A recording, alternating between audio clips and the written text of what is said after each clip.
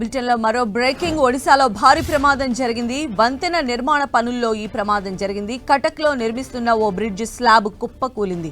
ఈ ప్రమాదంలో 3 కూలీలు ఘటనా స్థలంలోనే చనిపోయారు. మరో 5 కూలీలు తీవ్రంగా గాయపడ్డారు. దీంతో వారిని హుటాహుటిన ఆసుపత్రికి తరలించి చికిత్సను అందిస్తూ ఉన్నారు. ఇందులో 2 పరిస్థితి విషమంగా ఉన్నట్లు తెలుస్తోంది. మరోవైపు ప్రమాదానికి గల కారణాలపై ప్రభుత్వం ఫోకస్ పెట్టింది.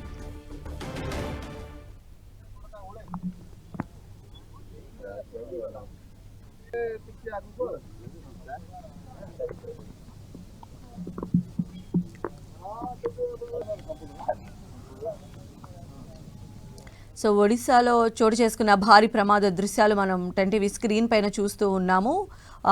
నిర్మాణ పనుల్లో ఉన్నటువంటి వంతెన ఒక్కసారిగా కుప్పకూలింది. అయితే ఈ బ్రిడ్జ్ స్లాబ్ కూలిపోవడం వల్ల 3 కూలీలు ఘటనా స్థలంలోనే మృతి చెందారు.